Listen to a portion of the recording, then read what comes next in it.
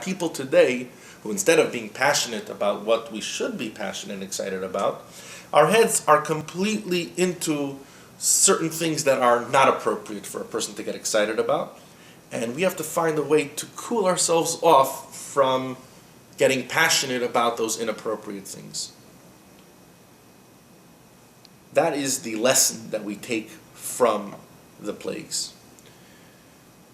To review, to summarize, the evil inclination which we all have inside of us attempts to always keep us cool when it comes to anything special.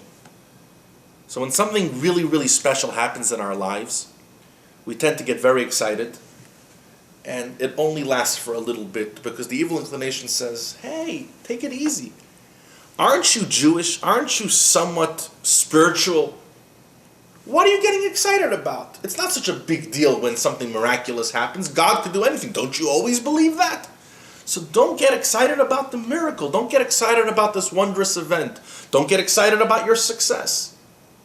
Is not God capable of making you be successful? So the evil inclination even has a way to get people who are very passionate about God to always take it cool and take it easy. So the lesson from the first plague is turn your indifference, turn it up. Get back to go crazy, yeah. Go crazy every time things works out and something works out in your life, and every time something happens that you feel that God's hand was in it. Get excited about the fact that God cares about you out of billions of people in the world. Get excited about the fact that God zeroed in on you and decided to make you have a good day today. So when you finished your day, be happy and excited about who you are and what you've done and what you've accomplished. And on the flip side, the frogs cooling down the ovens and taking their cool bodies and not letting the ovens work because they cooled off the temperature so much, symbolic represents the idea of don't get too excited about worldly affairs. Don't get too excited about what's here today will be gone tomorrow, on things that are temporal, things that are just here today, gone tomorrow. We should take it cool with those things.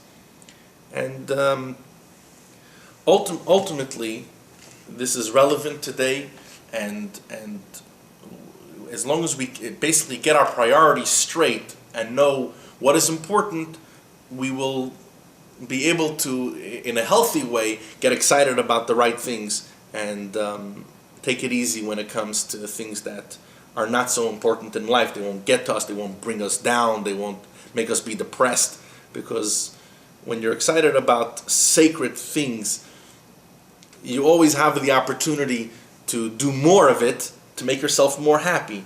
But if your happiness is dependent on your health, or your happiness is dependent on your weight loss, or your happiness is dependent on your fitness routine, or your happiness is dependent on the stock market, or on your investments, or on your portfolios, then it's going to be a roller coaster. You'll be happy one day, sad the next day.